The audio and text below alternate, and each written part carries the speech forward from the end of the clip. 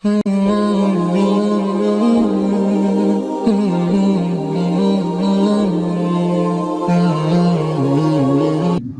ونصلي ونسلم على رسوله الكريم اما بعد فاعوذ بالله من الشیطان الرجیم بسم اللہ الرحمن الرحیم واللاتی یاتین الفاحشۃ من نسائکم، تمہاری عورتوں میں سے جو بے حیائی کا ارتکاب کریں، فاستشہدوا علیہن اربعۃ منکم، اپنے میں سے تم ان پر 4 گواہ لے کر آؤ، فإن شہدوا فامسکوہن فی البیوت، پھر اگر وہ گواہی دیں تو انہیں گھروں میں روک لو، حتیٰ یتوفاہن الموت، یہاں تک کہ انہیں موت آئے، او یجعل اللہ لہن سبیلا، یا اللہ ان کے لیے کوئی راستہ پیدا کرے، واللذان یاتیانہا منکم فآذوہما، جو تم میں سے 2 مرد بے حیائی کا ارتکاب کریں انہیں سزا دو، فإن تابا وأصلحا،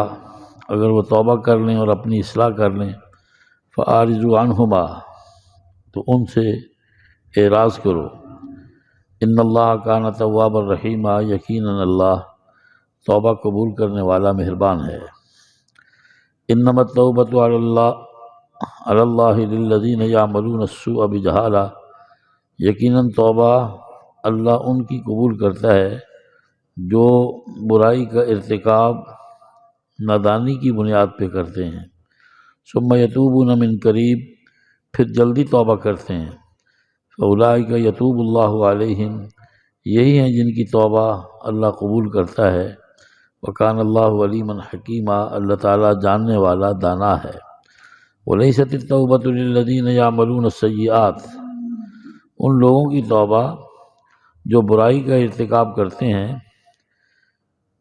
قبول نہیں کی جاتی، حتیٰ اذا حضر احدہم الموت، یہاں تک کہ جب انہیں موت آتی ہے، قال انی تبت الآن، پھر کہتا ہے کہ میں اب توبہ کرتا ہوں، والذین یموتون وہم کفار، وہ کفر کی حالت میں مرتے ہیں، اولئک اعتدنا لہم عذابا علیما، یہی ہیں جن کے لیے دردناک سزا تیار ہے، یا ایھا الذین آمنوا لا یحل لکم ان ترثوا النساء کرہا، اے ایمان والو تمہارے لیے یہ درست نہیں ہے کہ تم عورتوں کے زبردستی وارث بن جاؤ، ولا تعضلوہن لتذھبوا ببعض ما آتیتموہن، اور نہ ان کا روک رکھنا تاکہ جو تم انہیں حق مہر دے چکے ہو ان سے واپس لینے کے لیے، تمہیں ان کا روکنا بھی درست نہیں ہے، الا ان یاتین بفاحشۃ مبینہ، مگر یہ کہ وہ کھلی بے حیائی کا ارتکاب کریں، وعاشروہن بالمعروف، دستور کے مطابق زندگی کا گزارنا ہے، فإن کرہتموہن فعسیٰ ان تکرہوا شیئا، پھر اگر وہ تمہیں ناپسند ہو سکتا ہے کہ ایک چیز کو تم ناپسند کرتے ہو، وَيَجْعَلَ اللَّهُ فِيهِ خَيْرًا كَثِيرًا، اور اللہ تعالیٰ نے اس میں بھلائی رکھی ہو، وَإِنْ أَرَدْتُمُ اسْتِبْدَالَ زَوْجٍ مَكَانَ زَوْجٍ، اگر تم ایک بیوی کی جگہ دوسری لانا چاہو، وَآتَيْتُمْ إِحْدَاهُنَّ قِنْطَارًا فَلَا تَأْخُذُوا مِنْهُ شَيْئًا، تو جو تم انہیں ڈھیروں خزانہ مہر کی صورت میں دے چکے ہو اس میں سے کچھ بھی وصول نہ کرو، تأخذونہ بہتانا واسما مبینا، کیا تم اسے بہتان لگا کر واضح گناہ کا ارتکاب کر کے واپس لوگے، وَكَيْفَ تَأْخُذُونَهُ وَقَدْ أَفْضَىٰ بعضكم إِلَىٰ بعض، جبکہ تم ایک دوسرے سے مستفید بھی ہو چکے ہو تو تم اسے کیسے واپس لوگے، وَأَخَذْنَا مِنْكُم مِيثَاقًا غَلِيظًا، اور تمہارے آپس میں مضبوط عہد و پیمان بھی ہوئے، وَلَا تَنكِحُوا مَا نَكَحَ آبَاؤُكُم مِّنَ النِّسَاءِ إِلَّا مَا قَدْ سَلَفَ، جن سے تمہارے باپ دادا نے نکاح کیا ہے ان کے مر جانے کے بعد نکاح نہ کرو مگر جو پہلے ہو چکا، إِنَّهُ كَانَ فَاحِشَةً وَمَقْتًا، بے شک یہ کھلی بے حیائی ہے اور اللہ کو غصہ دلانے والا عمل ہے، وَسَاءَ سَبِيلًا، اور برا راستہ ہے۔ قرآن کریم کی سورہ نور اترنے سے پہلے جس میں سزاؤں کا تعین ہے، حدود کا تعین ہے یہ اس سے پہلے کی آیات ہے کہ جب کبھی کسی عورت سے زنا کا ارتکاب ہو جاتا تو پھر قرآن نے یہ کہا ہے کہ اس پر 4 گواہ ہونے چاہیے جو اس بات کی گواہی دیں کہ اس نے گناہ کا ارتکاب کیا ہے۔ یعنی جتنی سخت سزا ہے اتنی ہی سخت گواہی کا بھی نظام ہے۔ ان میں سے ایک گواہ بھی اگر اپنے موقف سے ہٹ جاتا ہے تو سزا اسی وقت موقوف ہو جائے گی، ختم ہو جائے گی، اور پھر ان کو ٹکٹکی میں باندھ کے ان کو 80 کوڑے لگائے جائیں گے کہ تم نے ایک پاک باز عورت پر جو ہے گناہ کی تہمت کیوں لگائی۔ تو 4 آدمی گواہی دیں۔ پھر سزا ابتدا میں کیا تھی کہ ان عورتوں کو گھروں میں قید کیا جاتا تھا یہاں تک کہ وہ قید میں ہی مر جاتی تھی، یہ سزا تھی۔ اور اللہ نے فرمایا کہ ابھی تو یہ ہے، یا پھر اللہ تعالیٰ کوئی اور راستہ پیدا کرے گا۔ وہ اور راستہ سورہ نور میں اللہ نے فرمایا کہ الزانیۃ والزانی فاجلدوا کل واحدۃ منہما 100 جلدہ، کہ جو زنا کرنے والا مرد ہے یا عورت ہے اگر شادی شدہ نہیں ہے تو ان کے لیے 100 کوڑے ہیں، اور اگر شادی شدہ ہے تو ان کے لیے رجم ہے، یعنی گڑھا زمین میں کھودا جائے گا اور اس کو عورت کو یا مرد کو اس میں اتارا جائے گا، پھر پورا علاقہ پتھر مار مار کو ان کو مارے گا۔ یہ رجم ہے، اس کو رجم کہتے ہیں۔ یہ سزا شادی شدہ حضرات کے لیے۔ تو پہلے جب یہ حکم نہیں ہوتا تو اترا تھا تو اللہ تعالیٰ نے کہا کہ ان کو گھروں میں قید رکھو، مر جائیں، یا پھر اللہ ان کے لیے کوئی اور حکم نازل کرے، تو حکم نازل ہو گیا ہے۔ اب یہ آیت تلاوت میں تو ہے، حکم میں نہیں ہے۔ تلاوت میں ہے، حکم میں نہیں ہے۔ اب ہے کہ جو 2 مرد بے حیائی کا ارتکاب کریں، جس کا ماشاءاللہ ہمارے ہاں بھی قانون پاس ہو گیا ہے، ٹھیک ہے نا، تو یہ اگر توبہ کر لیں، اپنے آپ کو درست کر لیں، تو پھر ان کا راستہ چھوڑ دو، اور اللہ توبہ قبول کرنے والا مہربان ہے۔ یہ شروع میں اللہ نے کہا تھا۔ اس میں اشارہ ہے کہ جو وقت کا حکمران ہے وہ اپنی ثوابدید میں جو چاہے گا انہیں سزا دے گا، جو چاہے گا انہیں سزا دے گا۔ حضرت علی رضی اللہ تعالیٰ عنہ نے 2 سزائیں دی ہیں ایسے لوگوں کو جو بدفعلی کا ارتکاب کریں یا کرائیں۔ 2 سزائیں ہیں ان کی، ایک تو ان کو زندہ آگ میں جلا دیا گیا، دوسری سزا یہ تھی کہ پہاڑ کی چوٹی سے گرا کر ختم کر دیا گیا۔ قرآن کریم نے لوط علیہ السلام کی قوم کے حوالے سے اس کی سزا یہ ارشاد فرمائی ہے وَأَمْطَرْنَا عَلَيْهِمْ حِجَارَةً مِّن سِجِّيلٍ مَّنضُودٍ مُّسَوَّمَةً عِندَ رَبِّكَ وَمَا هِيَ مِنَ الظَّالِمِينَ بِبَعِيدٍ، کہ پوری بستی کو زمین کے پانی تک کی تہ تک جو بستی کا ٹکڑا تھا اس کو اللہ تعالیٰ نے یوں زمین کو اکھیڑا ہے، آسمانوں پہ لے گئے ہیں، آسمانوں پہ لے جا کر اسے زمین پر پلٹ دیا ہے، الٹا پھینک دیا ہے۔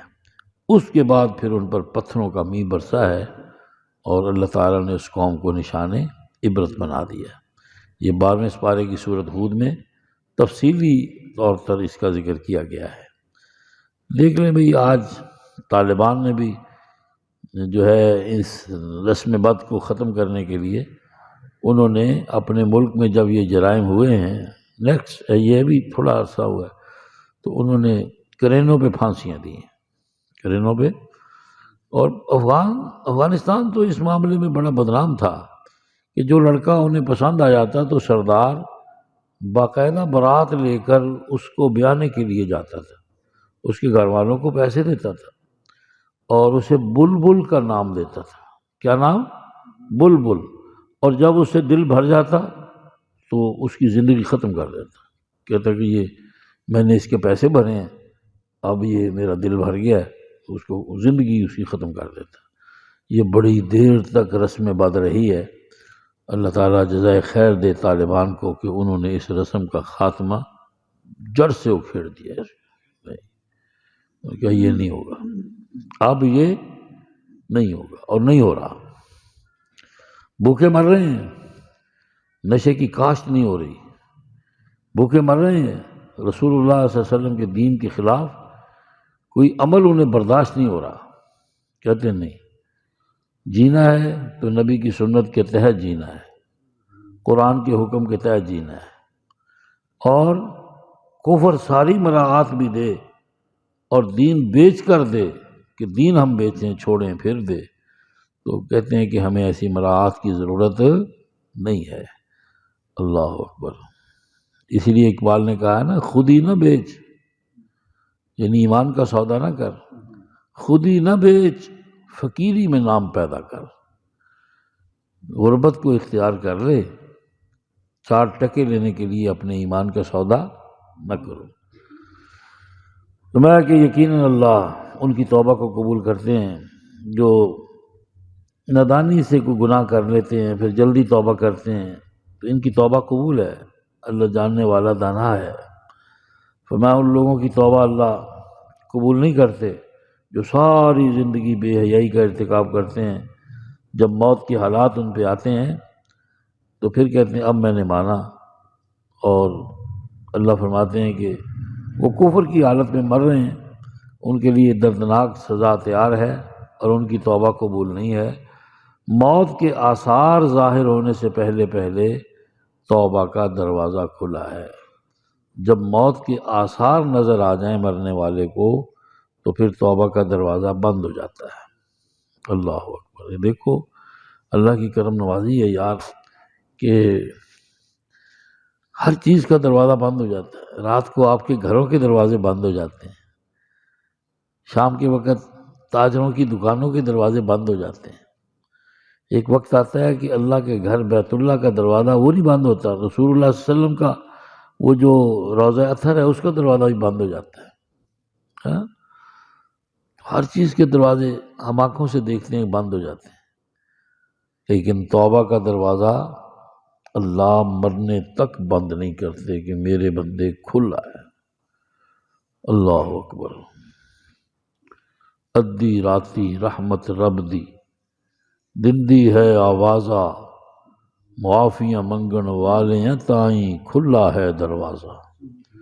مسجدوں کے دروازے بند ہو جاتے ہیں، مدرسوں کے بند ہو جاتے ہیں، اداروں کے دروازے بند ہو جاتے ہیں، نہیں بند ہوتا تو کس کا دروازہ بند نہیں ہوتا؟ اللہ کا دروازہ بند نہیں ہوتا۔ اللہ اکبر۔ فرمایا کہ موت کے وقت جو توبہ کرتے ہیں نا وہ توبہ قبول نہیں ہے۔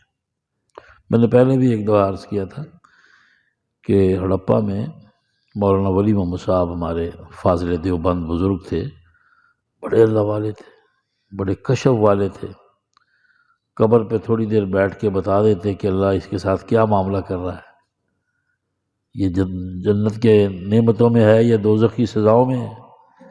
اتنا ولی کامل شخص تھا۔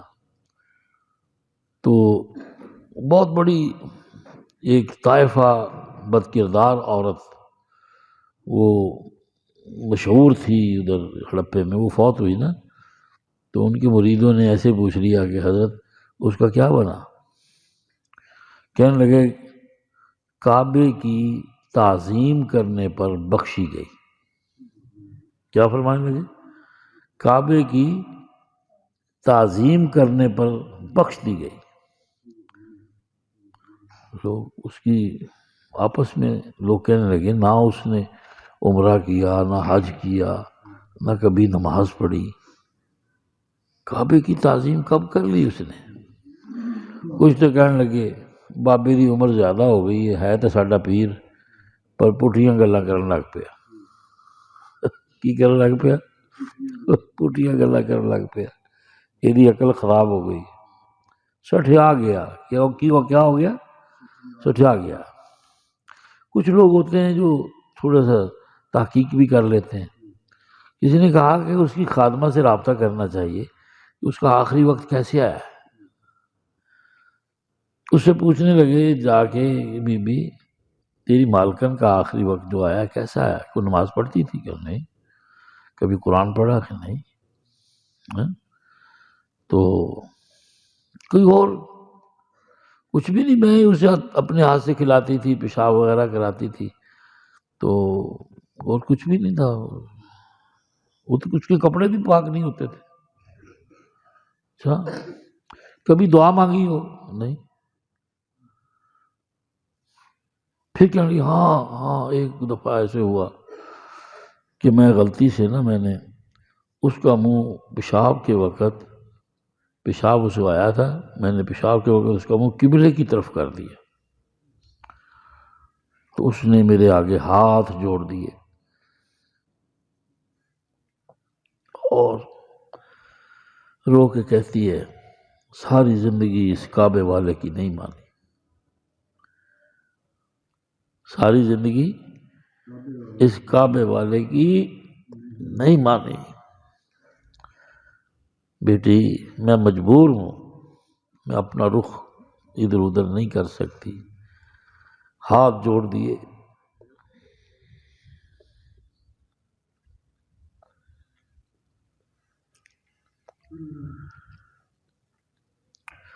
کہتی ہے کہ میں اس طرح پیشاب کر کے کعبے کی بے حرمتی نہیں کرنا چاہتی، تجھے خدا کا واسطہ میرا رخ پھیر دے، کعبے سے رخ پھیر دے۔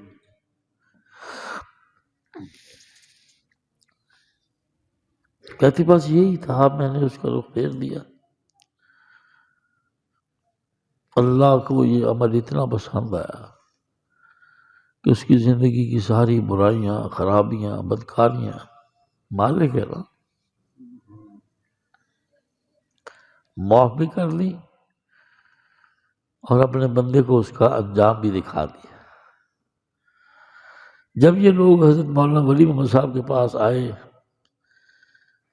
تو حضرت نے ان سے کہا، میں نے کوئی اپنی طرف سے تھوڑی کہا ہے، قرآن کریم کی سورہ حج ہے، 17واں پارہ ہے، اللہ اس میں فرماتے ہیں وَمَن يُعَظِّمْ شَعَائِرَ اللَّهِ فَإِنَّهَا مِن تَقْوَى الْقُلُوبِ، کہ جو اللہ تعالیٰ کے شاعر کی تعظیم کرتا ہے اس کا تقوی والا دل ہے، اس کا اللہ سے ڈرنے والا دل ہے۔ اور یہ بیت اللہ اللہ کی سب سے بڑی نشانی ہے اس کے رب ہونے کی۔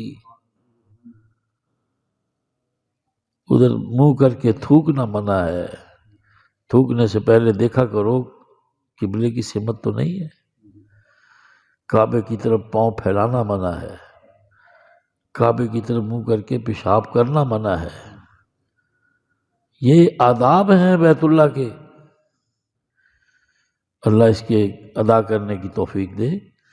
ایک ادب کرنے کی بنیاد پہ اللہ نے اس کو بخش دیا، اسے کو پوچھنے والا تھوڑی ہے کہ تو نے بخشا کیوں ہے، اس پر کوئی نیب نہیں ہے کہ ایسا کیوں کیا، وہ سارے اختیار کا مالک ہے، جو چاہے کر سکتا ہے، اس کو کوئی پوچھنے والا نہیں ہے۔ جس کو اللہ چھوڑ دے اسے کوئی پکڑنے والا نہیں ہے، جسے اللہ پکڑ لے اسے کوئی چھڑانے والا نہیں ہے۔ اللہ کا نظام اور ہے، بندوں کا نظام اور ہے۔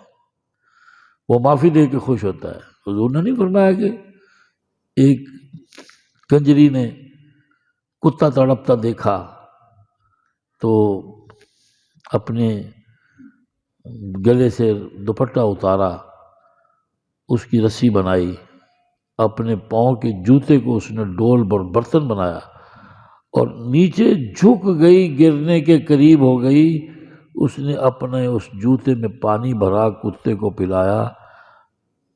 جب مری ہے تو حضور نے فرمایا کہ اللہ نے اس کو مخلوق پر رحم کرنے کی بنیاد پہ بخش دیا۔ یہ حدیث ہے، بخاری کی حدیث ہے۔ ایک نیک عورت تھی، اسے بلی تنگ کرتی تھی، اس نے باندھ دیا، وہ بلکتی رہی، تڑپتی رہی، بھوک پیاس سے مر گئی، اس نے اسے چھوڑا نہیں۔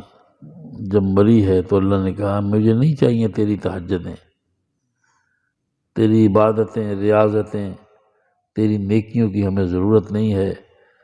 میری پیدا کی ہوئی ایک جان کو تو نے تیرے سامنے بلکتی رہی، تڑپتی رہی، اس کی کانوں کو پھاڑ دینے والی آوازیں تیرے کانوں میں آتی رہیں، تجھے ترس نہیں آیا؟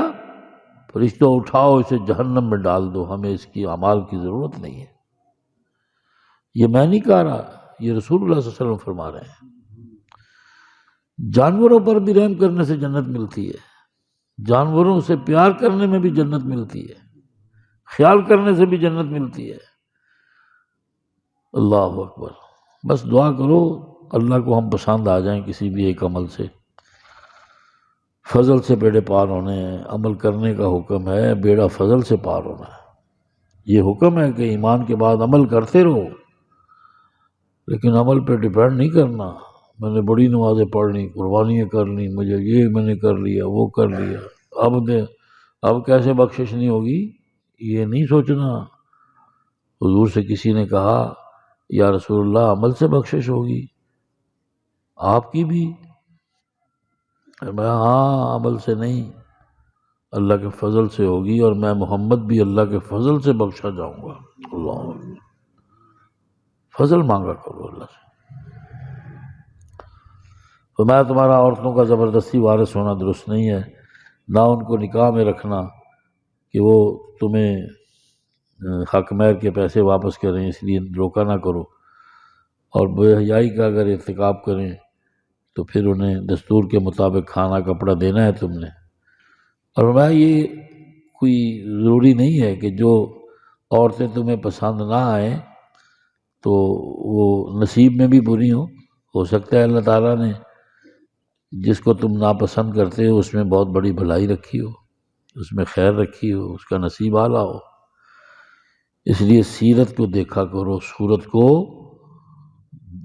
نکاح کے وقت صورت نہیں، سیرت کا انتخاب کرو، دینداری کا انتخاب کرو۔ یہ اصل میں کفار کی رسم کو حرام کیا جا رہا ہے۔ وہ عورتوں کو اس لیے طلاق نہیں دیتے تھے کہ حق مہر واپس کرنا پڑے گا، تو انہیں قیدی بنا کے رکھتے تھے۔ فرمایا اذیت دینا حرام ہے، اب اس کی اجازت نہیں ہے۔ عورتوں کے حقوق کی جتنی قرآن بات کرتا ہے، مصطفیٰ کریم بات کرتے ہیں، کوئی بھی نہیں کرتا۔ پتہ نہیں پاگل کملیاں کن کے پیچھے لگی پھرتی ہیں اور کہتی ہیں ہمیں ہمارا حق دو، ہمارا۔ تمہیں کون تمہارا حق دے گا؟ تمہارا حق اللہ اور رسول کے رسول نے دے دیا ہے۔ اس دائرے میں رہ کے اپنے حقوق لو۔ تو میں ایک عورت کی جگہ تم اگر دوسری بیوی لانا چاہو، پہلی کو چھوڑنا چاہو، تو جو تم انہیں خزانہ دے چکے ان سے کچھ نہ لو۔ حضرت عمر رضی اللہ تعالیٰ عنہ ایک دفعہ مسجد نبوی میں بیان فرما رہے تھے، تو آپ نے کہا کہ عورتوں نے حق مہر بہت مہنگے کر دیے ہیں، اور یہ کچھ خیال کریں، نوجوانوں نے شادی کرنی ہوتی ہے، خیال کریں کچھ۔ تو بڑی حق مہر کی مہنگا ہونے پر مذمت میں خطبہ دیا۔ اچانک مدینہ منورہ کی ایک عورت حضرت عمر رضی اللہ تعالیٰ عنہ کے سامنے آ کے کھڑی ہو گئی۔ اس نے کہا عمر ایوتین اللہ قنطارا ویمنعنا عمر، اللہ ہمیں خزانے دے رہا ہے، عمر کون ہوتا ہے روکنے والا؟ اس کے الفاظ کیا تھے؟ ایوتین اللہ قنطارا، اللہ تو ہمیں خزانے دے رہا ہے، ویمنعنا عمر، عمر کون ہوتا ہے روکنے والا؟ یہ مسلمانوں کے خلیفہ کے سامنے بات ہو رہی ہے۔ کسی میں جرت ہے آج ڈی سی کے سامنے، ایس پی کے سامنے ایسی بات کر دے، علاقے کے ایس ایچ او کے سامنے ایسی بات کر دے؟ تو حضرت عمر نے فرمایا کیف یا یا اختی، کیف، اے میری بہن کیسے، کیا دلیل ہے تیرے پاس؟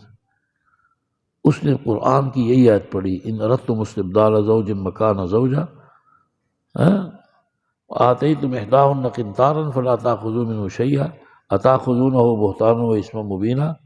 حضرت عمر نے گردن جھکا لی۔ گردن جھکانے کے بعد جب آپ نے سر اٹھایا ہے تو آپ کی داڑھی آنسوں سے تر تھی، اور آپ نے دو لفظ ارشاد فرمائے، فرمایا اصابت المرأة، کیا؟ اصابت المرأة، اس عورت نے سچ کہا، وَأَخْطَأَ عمر، عمر نے غلط کہا۔ یہ تھے اپنے سر کو حکمران ہونے کے باوجود نیچا کرنے والے، نیچا کرنے والے، اللہ ایسے حکمران عطا کرے۔ اللہ اکبر۔ تو میں تم ان سے کیسے حق مہر واپس لے سکتے ہو؟ تمہارے مضبوط عہد و پیمان ہوئے، تم ایک دوسرے سے مستفید ہوئے، تو یہ کام نہ کرو۔ اور ایک رسم بد کا خاتمہ کیا جا رہا ہے۔ ایک باپ کے مرنے کے بعد بڑا بیٹا ماں سے شادی کرتا تھا، بڑا بیٹا ماں سے، یہ دیکھو کتنی غلط رسم تھی۔ اور آج یہ یورپ میں بھی اس کی مثالیں موجود ہیں کہ دادا پوتی سے شادی کر رہا ہے، نانا نواسی سے شادی کر رہا ہے۔ اس جاہل اجڑ معاشرے میں یہ آج بھی مثالیں موجود ہیں۔ ایسی آزادی چاہتی ہیں عورتیں جس میں رشتوں کی تمیز ہی نہ ہو۔ جو رسول اللہ نے عزتیں عطا کی ہیں کہ یہ ماں ہے، بہن ہے، بیٹی ہے، بیوی ہے، وہ عزتیں کسی اور جگہ سے ان خواتین کو مل سکتی ہیں؟ نہیں مل سکتی۔ انہوں نے تو عورت کو کھلونا بنایا ہوا ہے۔ اسی اللہ فرما رہے ہیں جن سے تمہارے باپ کا نکاح ہوا ہے، تمہارے دادا کا نکاح ہوا ہے، تمہاری ماں ہے، چاہے اس نے تمہیں جنم دیا ہے یا نہیں دیا۔ فرمایا کہ جو پہلے ہو چکا ہے ہم معاف کرتے ہیں، آج کے بعد یہ حرام ہے۔ انہ کان فاحشۃ و مقتا، یہ بہت بڑی کھلی بے حیائی ہے اور اللہ کو غصہ دلانے والا عمل ہے۔ مقتا کا معنی غصہ دلانے والا عمل، وساء سبیلا، برا راستہ ہے۔ اللہ تعالیٰ بھی ہر ماں بہن کی، بیٹی کی عزت آبرو کی بھی حفاظت کرے اور ہمیں بھی بد کرداری سے محفوظ فرمائے۔